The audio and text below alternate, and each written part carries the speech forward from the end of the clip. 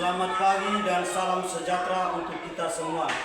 Yang terhormat Bapak Ibu dosen penguji ujian kinerja PPG guru tertentu piloting 1 tahun 2025. Perkenalkan, nama saya Valentin Subanmoli, SPD, NIM 2501190655. Mahasiswa PPG guru tertentu piloting 1 tahun 2025 di LPTK Universitas Nusa Cendana Kupang dengan program studi bimbingan konseling. Hari ini, Selasa tanggal 22 Juli tahun 2025, saya akan mengambil video pembelajaran di SMP Lorotuan, Kabupaten Belu, Kecamatan Raimanu, Desa Teu. Sekian dan terima kasih.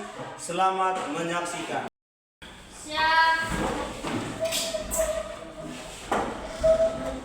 Beri salam. Selamat pagi Pak Guru. Oke baik, selamat pagi juga anak-anak. Saya Pak. Oke baik. Supaya pelajaran kita hari ini berjalan dengan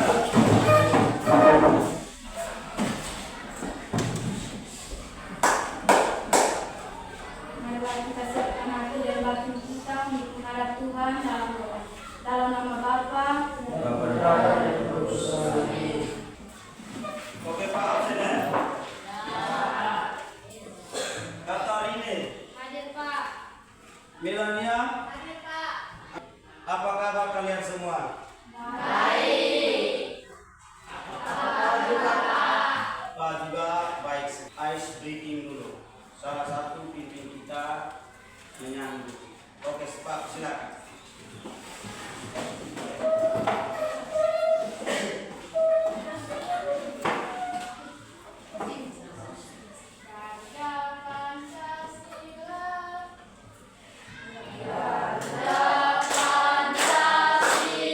Jadi, tujuan pembelajaran kita hari ini adalah peserta didik harus memahami pengertian motivasi belajar. Itu yang pertama. Dan yang kedua, peserta didik harus memahami faktor-faktor yang harus diperhatikan dalam motivasi belajar. Sebelum kita melanjut, tanya kamu dulu. Apakah kamu siap tidak mengikuti pelajaran hari ini, yang Pak? Siap. Betul, siap betul? Silakan cuci tangan. Ini hari materi kita tentang pentingnya motivasi belajar.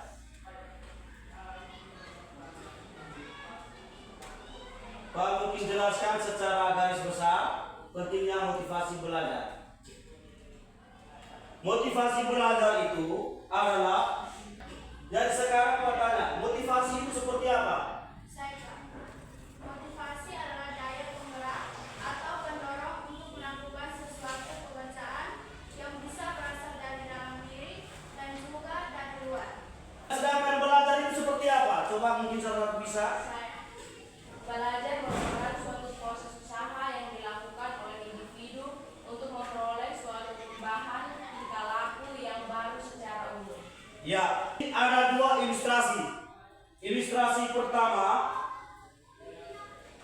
Ani ingin menjadi seorang dokter, maka setiap hari Ani selalu berusaha menyiapkan diri dengan sebaik-baik mungkin. Mungkin dari belajar, mengerjakan tugas, latihan soal, membuat catatan, diskusi atau belajar kelompok, sampai berusaha memahami bagaimana seharusnya kepribadian seorang dokter. Di samping selalu berdoa dan rajin beribadah. Karena kerja kerasnya itu, maka Ani selalu mendapat peringkat terbaik di sekolahnya. Apabila kita perhatikan contoh itu, maka bisa ambil kesimpulan bahwa keinginan yang kuat Ani dapat memotivasi dirinya dalam belajar. Itu ilustrasi pertama.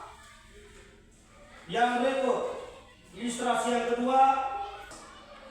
Jadi dari dua ilustrasi ini, sekarang Pak akan bagi LKPD supaya kamu bisa mengerjakan dua ilustrasi ini dengan baik. Setelah itu, maju dan presentasikan hasil diskusi kelompok kamu. Bisa? Bisa.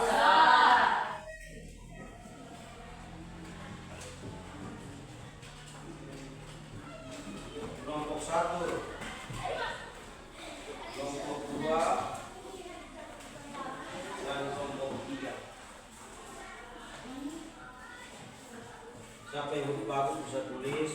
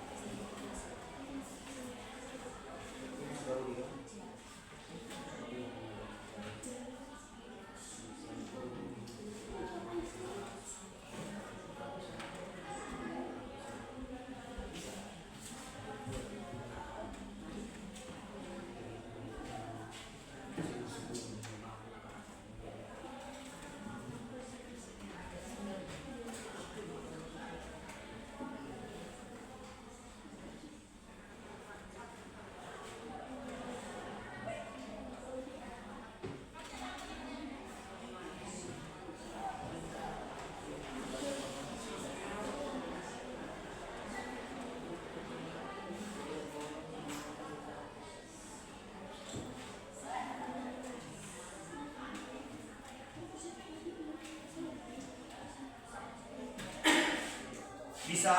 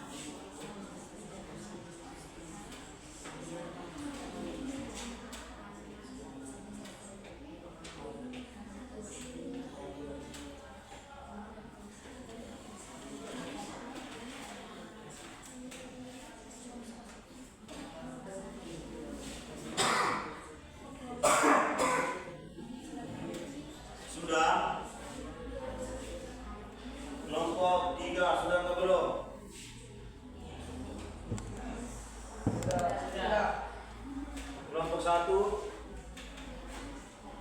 nomor 2. Oke.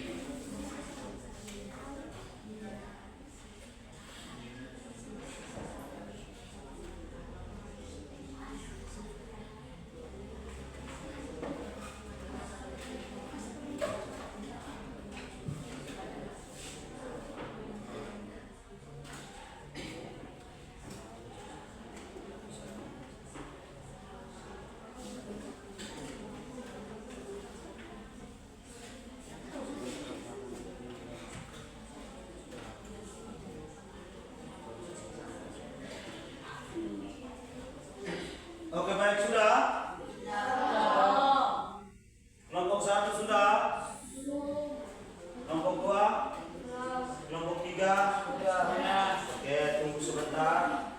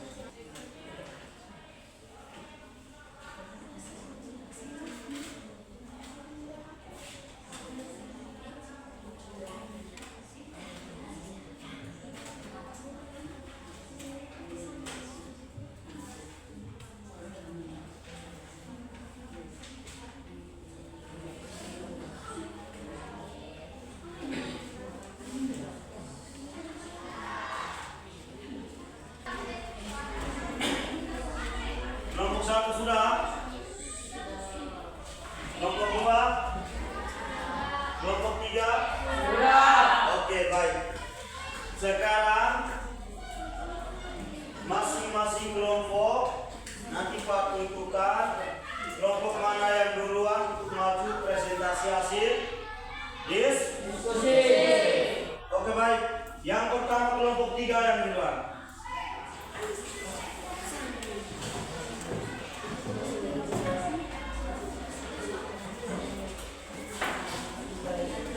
Yang berikutnya.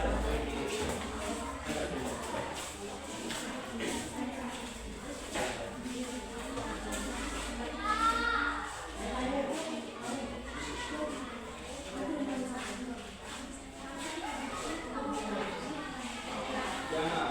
Kesini guys.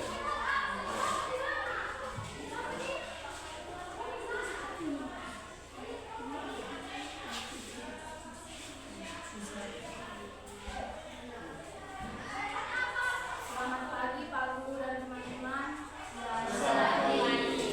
Kami dari kelompok 3 akan mempresentasikan hasil kerja kelompok kami. Kepada teman yang membaca, saya persilakan.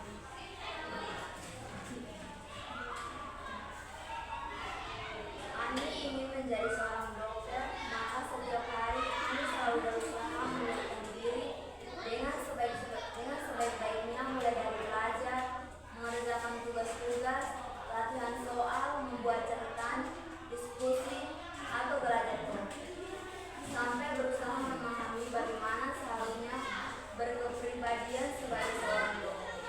Di samping selalu berdoa dan rajin belajar.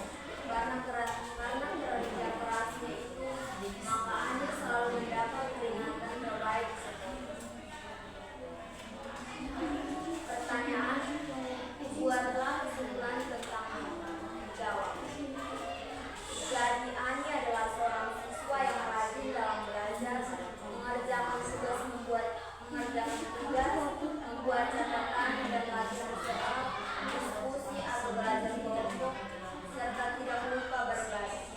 Karena demikian, Ani memiliki keinginan yang tinggi dalam memotivasi dirinya untuk belajar demi mencapai cita-citanya menjadi seorang dokter. Terima kasih kepada teman yang telah membaca. Sekarang kami mempersilakan kepada teman-teman dari kelompok 1 dan 2 untuk menanggapi hasil yang telah kami bacakan. Kepada teman-teman kami persilakan.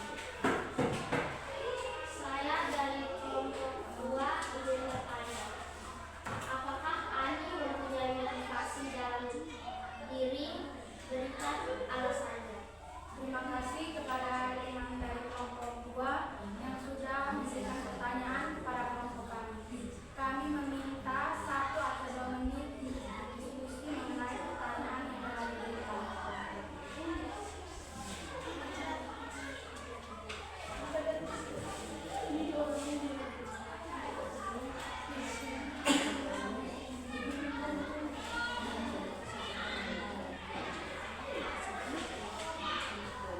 Terima kasih kepada teman yang sudah menginput.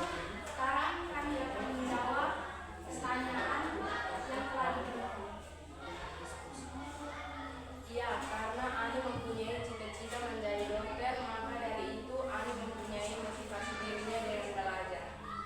Apakah teman-teman dari kelompok 2 setuju dengan jawaban yang kami berikan? Silakan. Masih ada pertanyaan dari kelompok 2, silakan. Saya dari kelompok 2 yang bertanya, faktor apa saja yang membuat Ani termotivasi?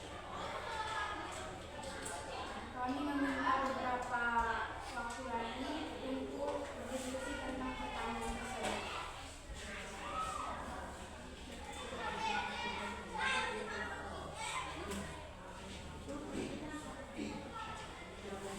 Terima kasih kepada teman-teman dari kelompok 2 yang sudah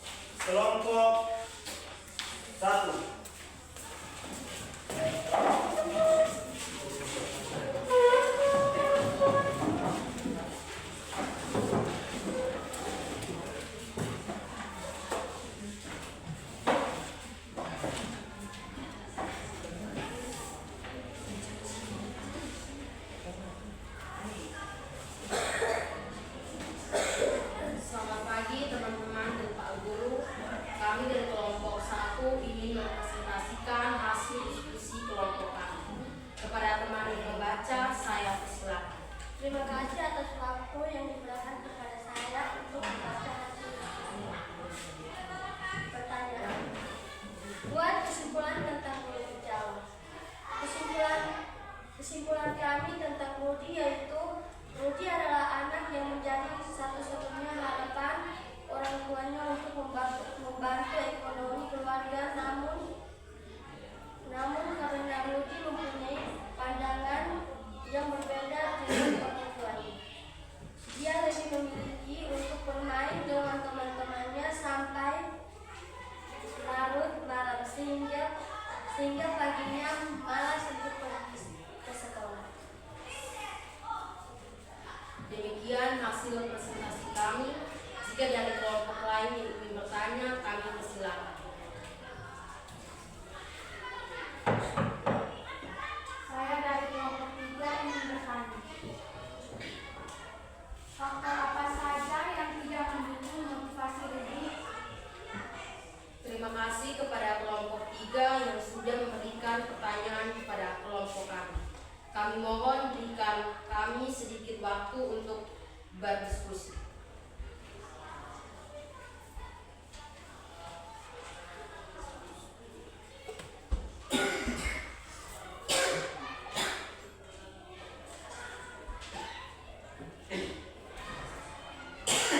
Saya akan menjawab pertanyaan dari kelompok 3. Karena hampir setiap hari Rudi nongkrong bersama teman-teman sampai larut malam sehingga pagi malas ke sekolah. Apakah teman-teman dari kelompok 3 setuju dengan jawaban kami?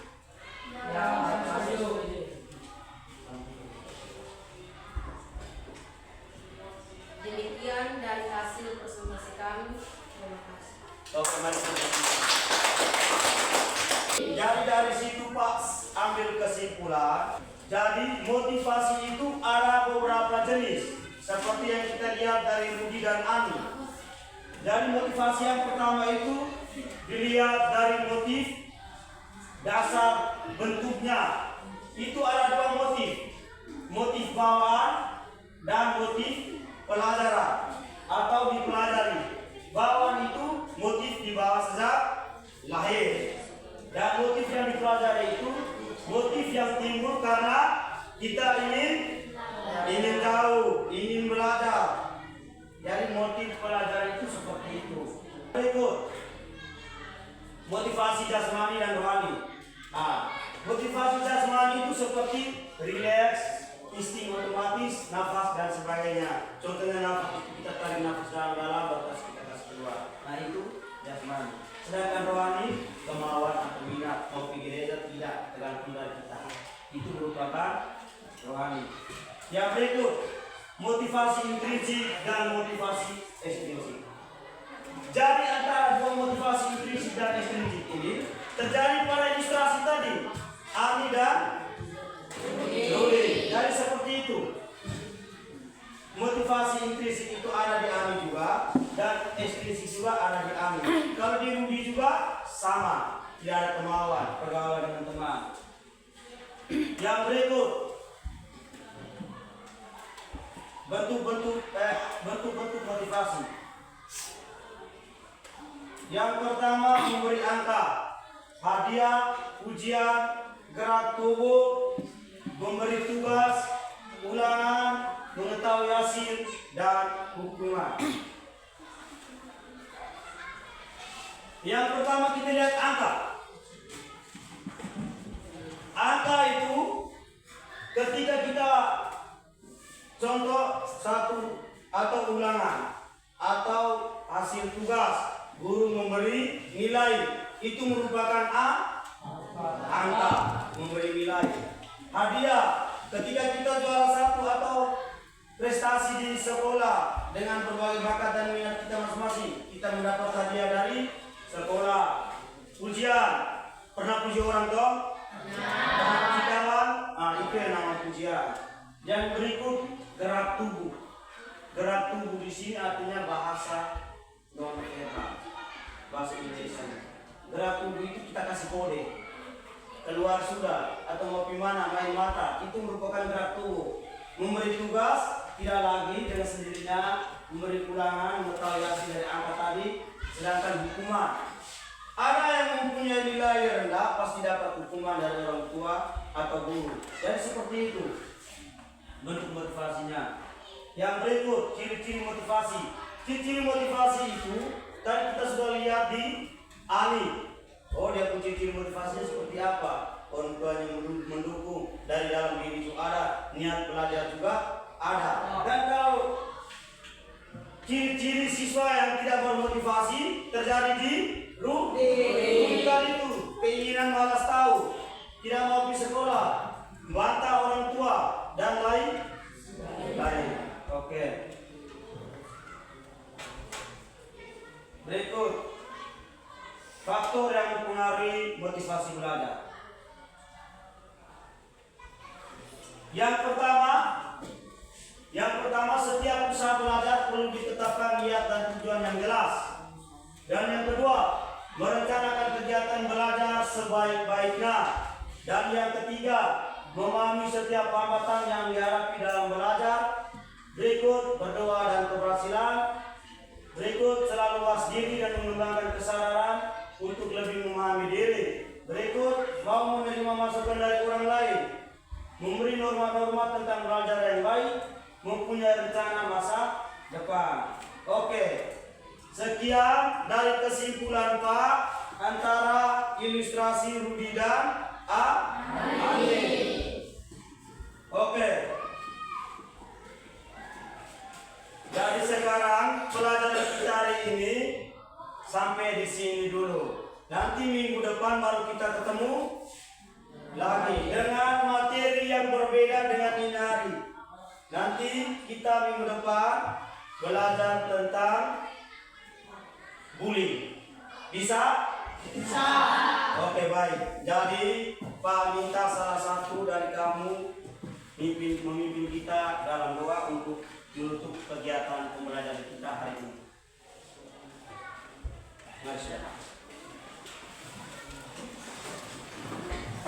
Oke, silakan berdiri semua.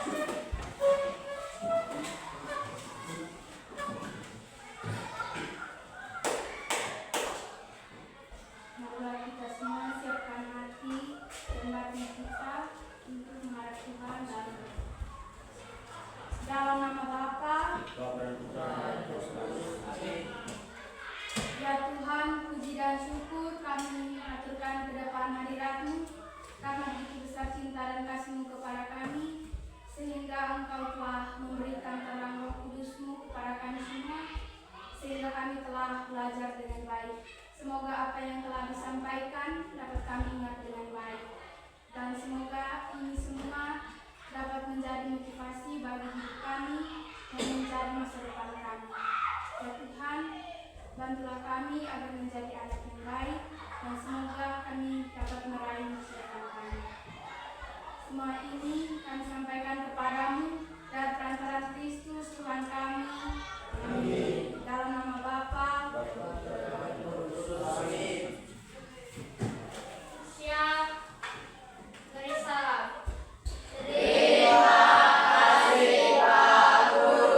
Oke, baik, sama-sama. Terima kasih juga atas